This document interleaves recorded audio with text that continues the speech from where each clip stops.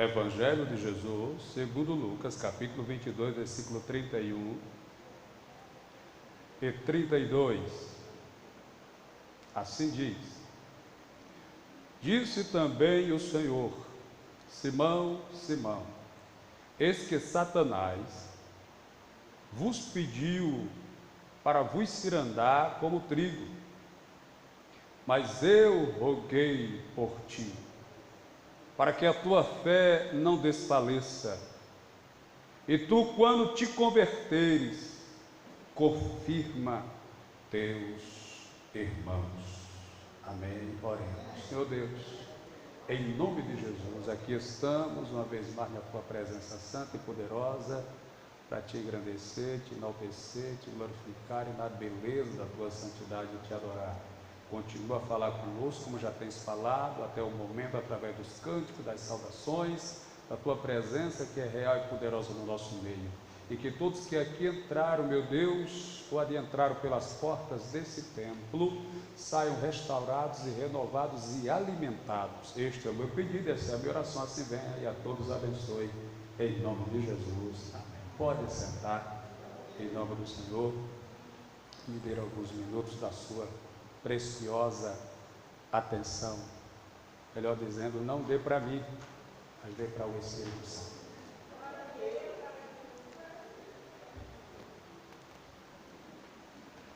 O mundo ele tem 7 fases, ou 7 períodos, que a teologia chama de dispensações. São 7. Nós estamos na 6ª. A primeira dispensação é a da inocência. A segunda é a dispensação da consciência. A terceira é a do governo humano ou patriarcal. A quarta é a lei. A quinta é a dispensação profética e a 6ª é a dispensação da graça. Estamos na 6ª dispensação. Falta vir a 7ª, que é a dispensação milenial.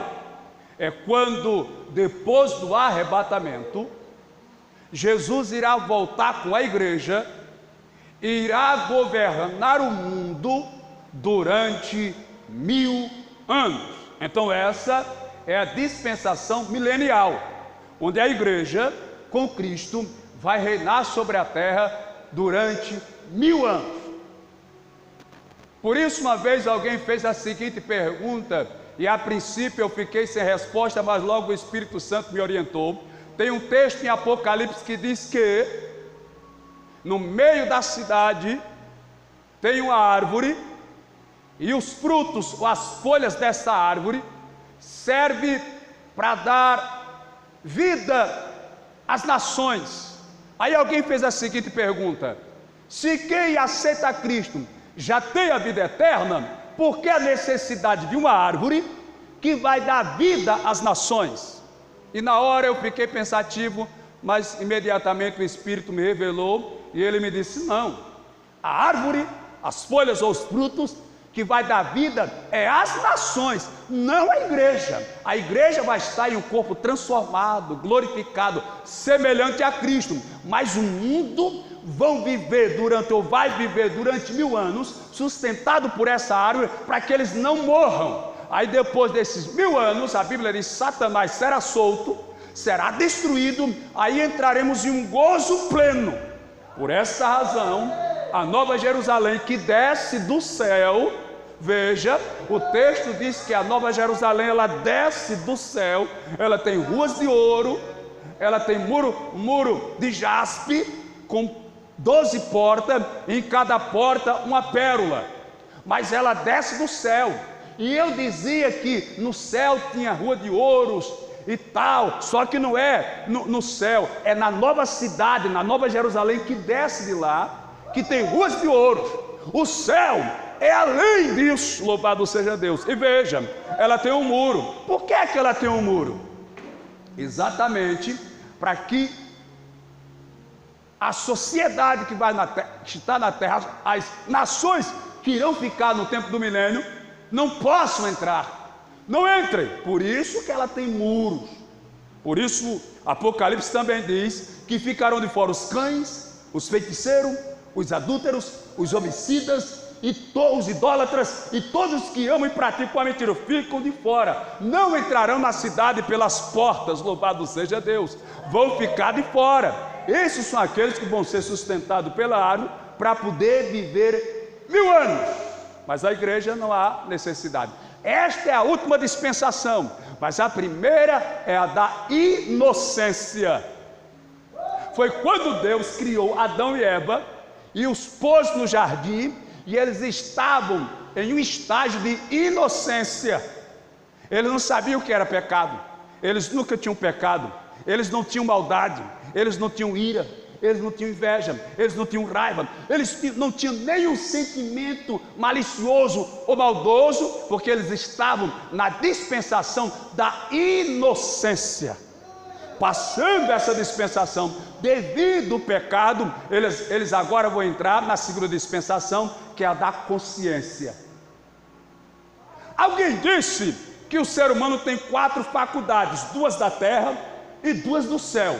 4 faculdades intelectuais, 2 da terra e 2 do céu. As 2 da terra é inteligência e conhecimento, são faculdades da terra. Do céu é sabedoria e consciência. Da terra é inteligência e conhecimento, são faculdades da terra. As faculdades do céu é sabedoria e consciência, que é a faculdade mais elevada. É a consciência quem te diz se você está certo ou se está errado, se o que você está fazendo é bom ou ruim. É através da consciência que o Espírito Santo fala ao nosso espírito e nos revela os segredos de Deus. Então, após o pecado, o homem agora entrou na segunda dispensação, na dispensação da consciência. Ele agora tem consciência do que é certo e do que é errado, do que é pecado e do que não é pecado. O homem agora está consciente. É por isso que quando fazemos coisa errada, fazemos besteira, a gente sente um peso na consciência. Ninguém viu, ninguém sabe, ninguém falou, ninguém observou, mas a consciência começa a dizer: você errou. Ela é um tribunal, irmão, e começa a nos julgar no nosso interior. Pois bem, ela revela que pecamos. Ora, quando você vai estudar a teologia, a teologia diz que a doutrina do pecado é amartiologia, que é a doutrina do pecado original, do primeiro pecado dos nossos pais, Adão e Eva. E qual foi o pecado que eles cometeram? Desobedeceram a Deus e comeram o fruto que lhes era proibido. O pecado não estava propriamente no fato deles comer o fruto, mas em desobedecer ao que Deus determinou, porque pecado é tudo aquilo que você faz em desobediência à ordem de Deus. Isso é pecado. Pecado é tudo aquilo que você faz que contraria a vontade de Deus. Isso é pecado. Veja bem, eu estou falando sobre o pecado. Eu estou falando sobre a dispensação da consciência, que revela o pecado no ser humano. Alguém fez a seguinte observação: qual é o maior pecado cometido pelo homem? E eu sou curioso, partiu para a parte bíblica, igreja espiritual, eu estou ali. Então foi escutar o que aquele pregador iria falar, iria dizer no seu estudo. Então ele disse que o maior pecado do homem é a soberba. Eu parei para refletir, eu parei para pensar, porque você não pode ouvir e tudo assimilar e achar que está tudo. Não, você tem que analisar. Ele disse que o maior pecado é a soberba, porque é o pecado cometido por Satanás. Veja, a doutrina da igreja primitiva dizia que tinha os pecados capitais e os pecados veniais. Pecados veniais são pecados que não te levam para a condenação nem para a morte. Bobagem que você faz, bobagens que você fala, são pecados veniais que não te levam para a morte nem para a condenação. Mas existem os pecados que são para a morte. O apóstolo João quem fala isso em uma de suas epístolas. Nos pecados capitais são 7. São 7. Não é o que está no decálogo de Moisés, não. É aquilo que foi aplicado pela igreja primitiva. São 7. Primeiro, avareza. Segundo, a gula. Terceiro, inveja. Quarto, a ira. Quinto, luxúria. Sexto, preguiça. E sétimo, soberba ou orgulho. Esses são os 7 pecados capitais. Avareza, ganância, usura, que quer tudo para você, trapaceia, engana, porque quer ganhar, levar vantagem, lucrar de alguma forma. Isso é avareza. Depois vem o pecado da gula. Eita, pastor, é aquela pipoca? Não, não é a pipoca gula não, minha irmã. Gula é aquela pessoa que come demais, que não se controla, come 10 pães e ainda fica dizendo, tem mais. Quando vocês conhecerem alguém assim, me avise, pode levar para jantar lá em casa. O pecado da gula é descontrole alimentar. Sendo que hoje existe uma enfermidade chamada diabetes, que tem uma delas que leva a pessoa a um descontrole, não é o organismo que perde. Então esse é o segundo pecado capital, gula. O terceiro é inveja, irmãos, eita. Cuidado, irmão. É inveja do cabelo, é inveja do vestido, é inveja do sapato, é inveja do olho branco, é inveja do olho... Não, tem a parte branca, né? Do olho azul, Meu Jesus, irmão, tu é crente. Depois, ira, é a quarta. É o quarto pecado capital, é ira. A Bíblia diz, ireis, mas não pequeis. Não deixe o sol se pôr sobre a sua ira. Você pode se irar? Pode, irmão. Nós somos seres humanos, somos seres emocionais. Você pode se irar? Pode. Mas você não pode dar lugar à ira, ou seja, você não pode deixar a ira lhe controlar. Porque se a ira lhe controlar, você vai fazer coisas que vai se arrepender para o resto da vida e não vai ter mais como reverter a ação da ira. Então é o quarto. O quinto é a lascívia, que fala de práticas sexuais que desonram ou irritam ou provocam a ira de Deus, como adultério, prostituição, fornicação. Tudo isso é coisa que desagrada a Deus. Esse é o quinto. O sexto é a preguiça. Jesus, eu acho que todo mundo aqui de vez em quando cai desse pecado, principalmente no inverno, irmão. Aleluia. Chegou a hora de se levantar, a cama parece que cria uns 10 braços e agarra a gente. Fique aqui, saia não. É uma briga, meu irmão. E o sétimo é a soberba ou orgulho. O orgulho ele se divide em várias partes. Tem o egoísmo, tem o egocentrismo. O egoísmo é quando você se sente superior e melhor do que todo mundo. O egocentrismo é quando você sente-se melhor de todo mundo, ainda acha que é o centro de tudo. Esse foi o pecado que atingiu Satanás. Soberba, orgulho. Subirei às mais altas estrelas e farei o meu trono acima do trono de Deus e serei semelhante ao Altíssimo. Foi aí aonde ele criou, provocou e determinou a sua própria queda. Porque apesar de Deus poder descer à terra e se fazer semelhante a um anjo não pode subir ao céu e se fazer semelhante a Deus. Mas veja que coisa espetacular é que Deus vai pegar o ser humano e no final de tudo vai fazê-lo semelhante a Cristo.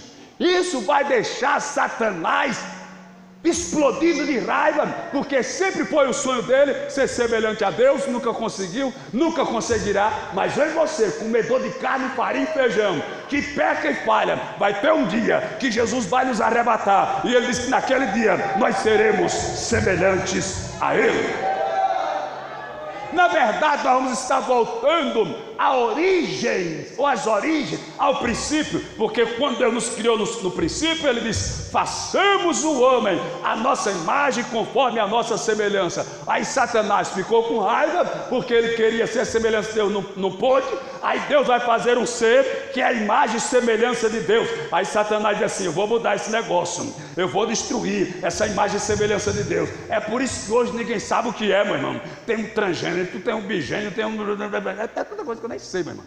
O povo não sabe nem o que é mais. Mas é assim que Satanás tenta enganar e ludibriar as pessoas. Pois bem, então a segunda dispensação é a dispensação da consciência. A terceira dispensação é o governo humano ou o governo patriarcal. Nós temos 3 patriarcas principais, que é Abraão, Isaque e Jacó. São os 3 principais patriarcas da Bíblia: Abraão, o primeiro, Isaque, o segundo, e Jacó, o terceiro. E alguém disse que o Jacó é o mais humano de todos. É o que revela mais a natureza humana. É o que mais revela fracassos, fraquezas e limitações. É Jacó. Mas Jacó, ele traz uma representação do próprio Cristo. Por quê? Porque quando ele nasce agarrado no calcanhar de Esaú, que é seu irmão. E o nome Esaú é porque ele é peludo e ao mesmo tempo ele é vermelho. Por isso ele é chamado de Esaú e também é chamado de Edom, que foi de Esaú que surgiu a nação dos Edomitas, que morava nos montes de Seir. E a palavra Edom é a mesma raiz da palavra Adão. Adão e Edom é a mesma coisa. Veja que tem um fonema, tem um sentido na pronúncia: Adão e Edom. Mas veja, o Esaú, ele vai casar com as mulheres filisteias ou moabitas, eu não lembro a origem, eu só sei que elas não eram das filhas de Abraão ou da família de Abraão. Mas veja que para Isaque, o Abraão já mandou o Eliezer ir lá preparar uma moça para se casar com Isaque, do meio da sua parentela. Eliezer aqui vai representar o Espírito Santo. Passa-se o tempo, chega a vez de Jacó. Jacó, ele vai até a casa de seu tio e casa-se com as filhas dele, a Raquel e a Leia. Veja, ele primeiro casa-se com a Leia, sem saber que é a Leia. A Leia, segundo a Bíblia, ela não era provida de beleza. Ela não tinha beleza. O Jacó disse: não, eu trabalhei foi por Raquel, que era bonita. Aí o pai disse assim: olha, você trabalha mais 7 anos, aí a gente te dá a Raquel também, mas primeiro tem que ser Leia, que é a primogênita. Mas isso é exatamente o que acontece. Eu estou falando em linguagem espiritual, entenda o que eu vou falar. Logo que a gente aceita Jesus, irmão, logo que a gente vem para Jesus, eu estou falando em linguagem espiritual, a gente vem feio, a gente vem maltratado, a gente vem derrotado, a gente vem falido, a gente vem destruído. Aí depois de um tempo, Ele nos transforma e a gente passa a ter beleza espiritual. Mas o mais interessante para aplicar a Jesus é que depois de um tempo de trabalho, o Jacó diz assim: pai, eu tenho que voltar para a minha terra, eu tenho que voltar para o meu lugar, e eu tenho que levar a minha noiva comigo, eu tenho que levar a minha esposa comigo. É exatamente isso. É por isso que Jacó representa Jesus, Porque haverá um momento que ele vai vir aqui e vai levar consigo a sua amada, a sua noiva, a sua igreja. Pois bem, eu estou falando que Jacó é o terceiro dos 3 patriarcas que vai estar na dispensação patriarcal. Depois da dispensação patriarcal vem a lei. Depois da dispensação da lei vem a dispensação profética. Veja, na lei é onde tem um sacerdote. Preste atenção nisso aqui que é importante. O sacerdote, ele é aquele que pega os problemas do homem e leva para Deus. Era o sacerdote que oferecia o cordeiro, oferecia o novilho, oferecia a ovelha, oferecia o bode, oferecia a cabra, oferecia o pombo, oferecia as rolinhas, para que Deus pudesse aceitar o pecador, e aquele animal morria no lugar do pecador. Esta era a função do sacerdote: pegar o problema do homem e levar para Deus. A do profeta era diferente. Ele pegava as questões de Deus e trazia para o homem.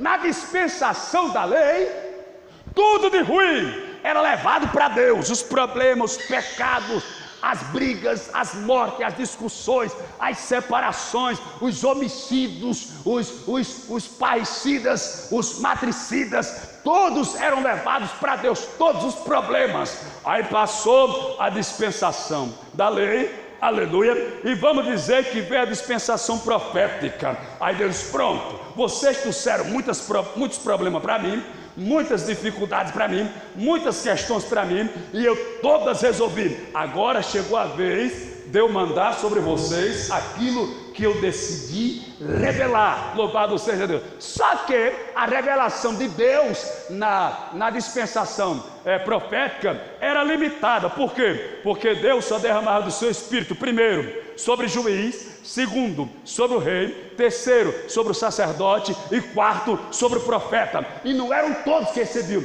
mas só essas 4 classes eram privilegiadas, tinham o privilégio, podiam receber o Espírito Santo: o juiz, o sacerdote, o rei e o profeta. Mas aí o profeta Joel, na dispensação da profética, ele diz assim: mas eis que vem dias, diz o Senhor, aleluia, que derramarei do meu espírito sobre toda a carne, todos serão cheios, todos receberão, todos serão abraçados. Ora, alguém pulou e disse: essa profecia eu como com farinha. O outro disse: eu como com cuscuz. A outra disse: eu boto no feijão. O outro disse: eu semei em cima da macaronada. Não tem como essa profecia se cumprir. E o pior não é nada, o pior é que Joel morreu, passou 1 ano depois da morte, 2 anos, passaram-se 10 anos, passaram-se 50 anos, passaram-se 100 anos. Na verdade, a profecia de Joel só veio se cumprir 640 anos depois do que ele profetizou. Ele morreu como um falso profeta, ele morreu como um profeta mentiroso. Tudo bem, pode considerar o profeta como falso, pode considerar o profeta como mentiroso, mas o que Deus falou se cumpre, mas o que Deus falou se realiza, mas o que Deus falou se concretiza. Aleluia. Aí chegamos na dispensação da graça. E como já foi dito, a graça não é de graça. Isso, na verdade, é uma desgraça. Porque Jesus teve que morrer, meu irmão, ser humilhado, ser pisado, ser sofrido, para poder essa graça se revelar a nós. Eu não sei se foi o Dr. Billy Graham, grande pregador do século passado. Ele disse que tem pessoas que reclamam por ser castigado hoje pelo pecado que Adão e Eva cometeram no jardim. Ele diz assim: eu não comi do fruto, estou pagando o erro por quem comeu. Aí ele completa a frase dizendo assim: você também não levou a cruz, nem foi crucificado, mas vai para o céu, porque alguém pagou por você. É a graça de Deus, é a bondade de Deus, é a misericórdia de Deus sobre as nossas vidas. Pois bem, o texto que li diz assim: disse também o Senhor a Simão: Simão, Eis que Satanás vos pediu para vos cirandar como trigo, peneirar. Mas eu roguei por ti. Eu pedi ao Pai que não deixasse, para que a tua fé não desfaleça. Veja, Satanás pediu, foi lá diante de Deus, porque disse alguém que Satanás não gosta de Jesus. Hein? Satanás quer ver o cão, mas não quer ver Jesus. Oh, espera aí, não só olhar no espelho, né? Ele conversa com Deus, mas não conversa com Jesus, Satanás. Aí ele pediu ao Pai para cirandar com Pedro, fazer o que quisesse com Pedro, assim como ele pediu para cirandar com Jó. Só que Jesus sabia da estrutura de Pedro. Ele disse: olha, Pedro, Satanás pediu, mas eu roguei ao Pai para não, para que você não desfaleça na sua fé. Porque tem gente, irmão, que é crente de ver visão, revelação, profetiza, marcha, pula, interpreta a língua, fala a língua, variação de língua, canta, marcha, é cheio, mas se tudo estiver bem na vida dele, se o negócio apertar, ele começa a esfriar na fé. Ele começa a dizer: Deus não está olhando para mim, não. Deus se esqueceu de mim. Por esta razão é que Jesus tem que interceder para que Satanás não se ande com Pedro. Que talvez seja esse o nosso pensamento: Deus, tem misericórdia, deixa não. Só que, meu irmão, a partir do momento que você não é testado, que você não é provado, você também não será aprovado. As lutas que vêm, por grande que elas sejam, quanto maior são as lutas, isso significa dizer que maior será a vitória. Não é jargão de pregador, irmão, mas eu e você só iremos ter vitória na vida a partir do momento que passarmos pela luta, porque sem luta não há possibilidade de vitória. Glória a Deus. Aí eu roguei, Pedro, ao Pai, por ti, para que a tua fé não desfaleça. Mas tu, quando te converteres, confirma teus irmãos, anima teus irmãos, conforta teus irmãos, ajuda os teus irmãos. Lembra que Pedro traiu Jesus, negou 3 vezes, e quando eles se encontram lá na beira do mar, Jesus pergunta 3 vezes se Pedro ama. Pedro, tu me ama? Amo, Senhor. Pedro, tu me ama? Amo, Senhor. 3ª vez: Pedro, tu me ama, Senhor, tu sabe todas as coisas, tu sabe que eu te amo. Então, nas 3 perguntas que Jesus fez a Pedro, no final da resposta, Jesus dizia assim: então apacenta os meus cordeiros, apacenta as minhas ovelhas, cuida da minha igreja, da minha noiva, Pedro. Era um pedido que Jesus fazia para Pedro. Por isso ele diz: para que quando tu te converteres, tu ajuda os teus irmãos. Eu vi esse vídeo, alguém até mandou para mim, alguém comentou, disse: pastor, tem um vídeo, eu vou mandar para o senhor dar uma olhada,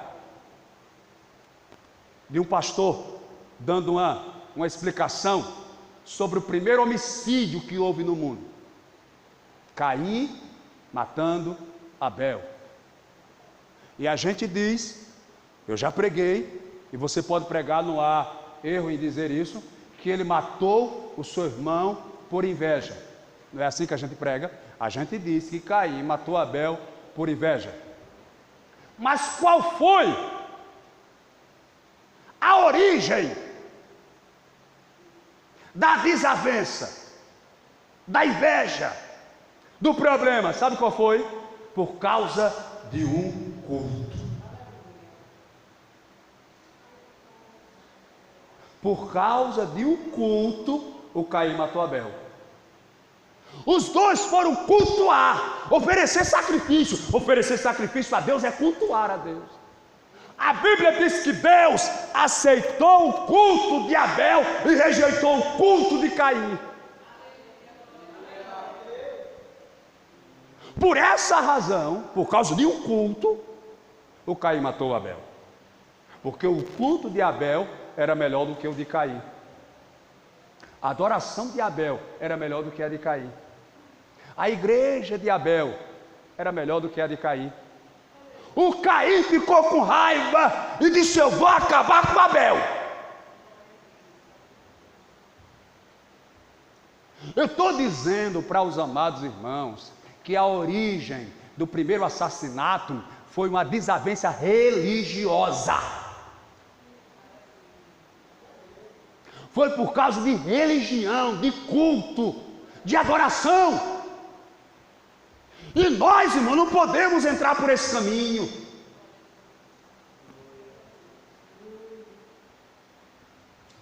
Não podemos achar que o irmão A é melhor do que o irmão B, o irmão C. Não. Eu estava dizendo para alguém, eu acho que foi ontem, que uma das responsabilidades mais árduas para um líder religioso, cristão, evangélico, é ter que assumir, às vezes, a responsabilidade do erro dos outros.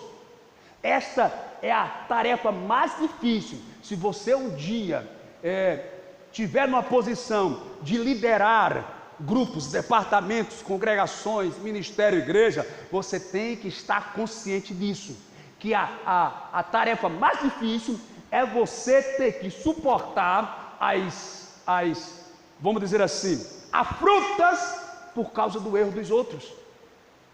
Esta é a tarefa mais difícil. Porque, me permita falar, não ignore não, mas me permita falar. Veja só, estou pastoreando há 25 anos, só aqui em Messias já dá uns 20 e tanto. Mas você nunca me viu faltar com respeito a ninguém, tirar a liberdade com moça solteira ou casada, insinuações com alguma mulher, comprar e não pagar, com qualquer problema com ninguém, você nunca me viu. Mas quando alguém me aponta, é sempre por causa do erro de alguém. O pastor não está vendo isso não. Aquele fulano está aprontando, o Beltrano está fazendo. Então esta é a missão mais difícil de quem lidera, irmãos. Porque muitas das vezes você tem que ser um escudo, tem que ser uma barreira para receber as pancadas que seria para aquele. Mas isso não é novidade, claro que não tem nem como comparação. Jesus Cristo foi traído, Jesus Cristo foi vendido, Jesus Cristo foi chicoteado, Jesus Cristo foi esbofeteado, Jesus Cristo carregou o madeiro, Jesus Cristo foi pregado nesse madeiro, Jesus Cristo morreu nesse madeiro. Mas foi porque ele tinha algum pecado? Foi porque ele tinha cometido algum pecado? Por acaso ele desobedeceu a Deus em alguma coisa? Não. Mas todo o sofrimento de Jesus foi por causa de mim e por causa de você. Então Jesus Cristo já está deixando o sinal que quando você assume a responsabilidade de cuidar de um povo, você tem que entender que por causa daquele povo, você pode ser perseguido, você pode ser vendido, você pode ser traído, você pode ser pisado, você pode ser afrontado por causa do povo. Mas aí você tem que entender que a missão está nas suas mãos. A sua responsabilidade é apresentar esse povo diante de Deus, com os acertos, com os erros, com as qualidades boas, ruins, com os pecados, com as falhas, quebrado, moído. Está aqui, Deus. Aí o Eterno vai decidir. Porque deixa eu ser bem franco com os irmãos. Eu não posso, meu irmão, não posso, minha irmã, lhe rejeitar pelo seu erro.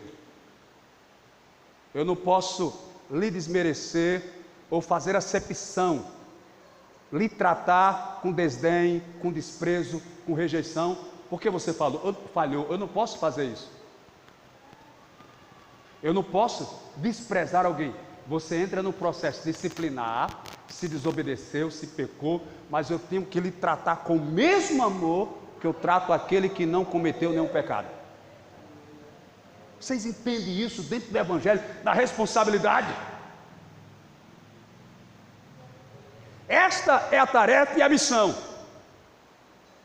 Eu até lembro que eu falei aqui, na reunião que a gente fez com o dirigente, que se você vê alguém no erro, vá até ele, irmão, vá pelo amor de Deus. Vá conversar com ele, vá tentar ajeitá-lo, vá tentar consertá-lo, vá orientá-lo, vá aconselhá-lo, vá tentar fazer com que ele mude de caminho, mude de direção, saia do erro e se converta. Se você vê alguém assim, vá lá, faça alguma coisa, tente ajudar aquele que está morrendo, caído, perecendo. Orienta, aconselha. Só, irmão, vai conversar com o pastor, rapaz.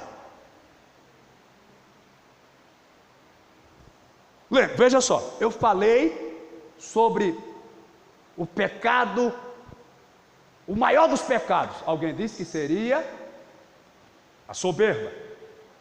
Biblicamente, seria a blasfêmia contra o Espírito Santo. Biblicamente, o maior pecado do homem é a blasfêmia contra o Espírito Santo. Então vou fazer assim, o maior pecado para os anjos é soberba. O maior pecado para o homem é a blasfêmia contra o Espírito Santo.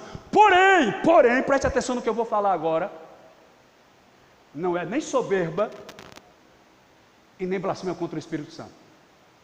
O pior pecado é o que não é confessado. Porque a Bíblia diz que aquele que confessa e deixa alcança misericórdia, mas o que encobre nunca prosperará. Então o pior pecado, entenda o que eu estou pregando para os irmãos, não é a soberba, o pior pecado no reino espiritual, e nem a blasfêmia, o maior pecado no reino material. O maior pecado é aquele que não se confessa, porque ele pode ser pequeno, mas se não se confessa, ele pode levar você para o inferno. Por isso ele é o mais perigoso. O pior pecado é o pecado não confessado. Então aprenda isso, meu. Aprenda isso.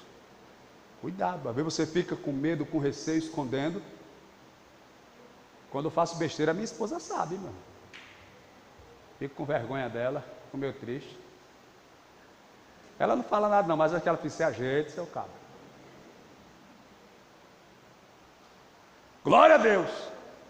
Aí você fala com ele e diz assim, se você não falar com o pastor, eu vou falar. Vou chamar você, a gente vai conversar. Orienta uma vez, duas vezes, na terceira vez, cada dia fala, não, olha, não dá para continuar não. Eu vou falar, você avisa para ele, que é para ele ficar consciente. Vou velar, vou chamar você, entendeu? Mas vá. Para que as pessoas não pensem, não achem que nós, irmãos, como é que eu posso dizer? Somos complacentes, somos amigos do pecado. Não somos. Como falou o pastor Cândido aqui no início da palavra, nós amamos o pecador, nós aborrecemos o pecado, porque aprendemos com Deus. Deus, ele ama todo pecador, ele aborrece o pecado, ele aborrece a hipocrisia. Lembra da mulher adúltera, que também já foi falado aqui, que levaram ela para ser apedrejada, e queriam autorização de Jesus para apedrejar? Aí Jesus Cristo olhou para ele e disse, aquele entre vocês que não tiver pecado, atire a primeira pedra. Sabe quantas pessoas atiraram a pedra? Nenhuma. E o único que podia atirar a pedra não atirou, Jesus. Olhou para ela e disse, cadê os seus acusadores? Ninguém te condenou? Ela disse, não, então vá em paz e não peques mais. Glória a Deus. Então veja só, irmãos, eu estou pregando sobre Pedro. Jesus Cristo disse, olha, quando você se converter, ajude os seus irmãos, cuide dos seus irmãos. Eu li outra frase, eu sou curioso, e eu vou absorvendo, que dizia assim sobre Pedro: quando Pedro se converteu, ele entendeu que não precisava ferir as pessoas para defender Jesus, nem o Evangelho, bastava pregar a palavra. Por quê? Porque no Getsêmani, para defender Jesus, Pedro puxou a espada e cortou a orelha de Malco. Mas quando ele se converteu, não precisou mais usar a espada, ele agora começou a usar a palavra, ele agora começou a pregar a palavra, ele agora começou a anunciar a palavra. Mas para a gente terminar, eu sei que o assunto hoje foi bem tenso, misturado aqui, espero que vocês guardem alguma coisa. Mas para a gente terminar, irmãos, sabe qual foi a proposta de Deus para Caim, depois que ele matou Abel? E Deus desce lá no jardim, ou lá na terra, chega para Caim, sabe o que é que Deus faz? Qual é a proposta de Deus? Caim, cadê o teu irmão Abel?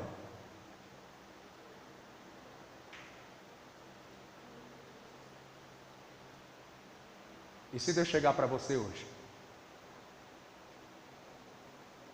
que feriu alguém, não matou fisicamente, mas quem sabe espiritualmente, por sua culpa saiu da igreja, se desviou, está bebendo cachaça. Ah, pastor, se ele saiu da igreja já estava querendo sair. Tudo bem, irmão, eu sei que tem gente que tem hora que está segurando o arado, tem hora que solta o arado, tem hora que corre para pegar o arado de novo, deixa o arado para lá e vai uma agonia da beleza. O que não pode acontecer é alguém dizer, eu saí da igreja por causa de fulano ou Beltrano. Eu sei que tem muita gente que fica pensando, tá já chegando São João. Eu sei. Aí fica catando uma desculpa, um motivo. Ah, espero que alguém, não deixe que seja você não, meu irmão. Não deixe que seja você que vai causar a desculpa para ele dizer, eu saí da igreja por causa de fulano, por causa de Beltrano. Porque aí Deus pode chegar e dizer, cadê o seu irmão? Cadê a sua irmã? Cadê o seu irmão, Caim? Sabe qual foi a resposta de Caim? Espero que não seja a sua. Por acaso, eu sou o guardador do meu irmão? Olha. Por acaso, eu sou o dono do meu irmão, eu tenho responsabilidade sobre ele? Qual será a sua resposta quando Deus lhe procurar, lhe indagar? Cadê o teu irmão? Cadê a tua irmã? O ruim, irmãos, o ruim é que muitas das vezes nós, por falta de vigilância, ferimos até sem perceber, sem notar.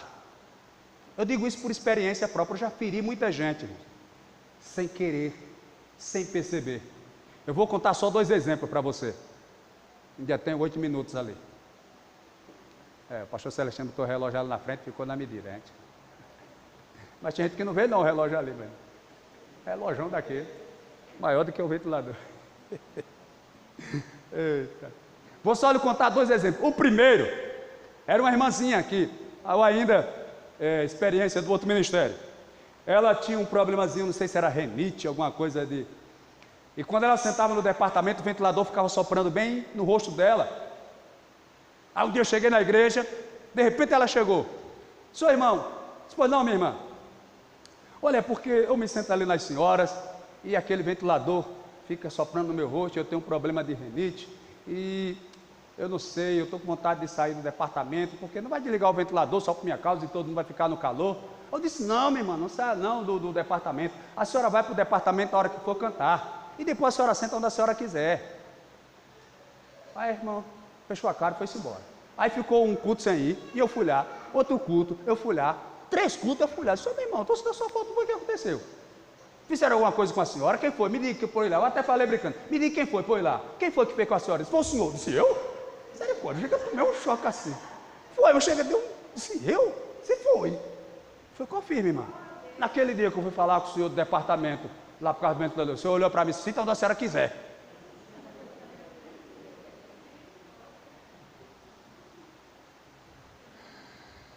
Às vezes o tom de voz, às vezes a fisionomia, o jeito que você se expressa, às vezes causa, e jamais eu iria falar nesse sentido. Eu falei dando a ela total liberdade, deixando ela bem à vontade, mas ela entendeu assim. Então eu acabei ferindo a irmã sem querer.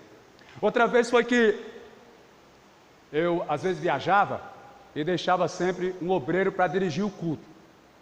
E quando foi um dia, eu preocupado, porque eu só deixava ele para dirigir o culto, e tinha outros obreiros. Aí eu querendo me justificar para os outros obreiros e para a igreja, eu disse assim, irmãos, quando eu viajo assim, eu deixo só o irmão fulano na frente do culto, é porque os outros trabalham. Eu explicando, né, que os outros trabalhavam, e por isso que eu só deixava ele na frente do culto. Meu irmão ficou triste demais.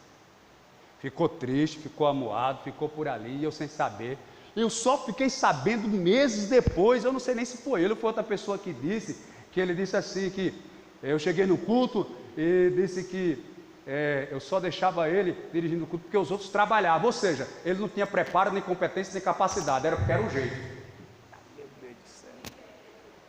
Entendeu como é complicado, irmão, o que a gente fala, como a gente se expressa, é por isso que você tem que ter muito cuidado, irmão. Tem que respirar fundo, tem que ter paciência, medir as palavras, analisar como é que vai entender, como é que vai receber o tempo, o lugar, a hora, o ambiente. Isso é muito complicado. As pessoas têm a sua mente para absorver e entender, interpretar aquilo que você fala, e às vezes é totalmente diferente daquilo que você falou. Então isso é muito complicado, isso é muito difícil. Mas a pergunta de Deus para Caim foi: aonde está o teu irmão?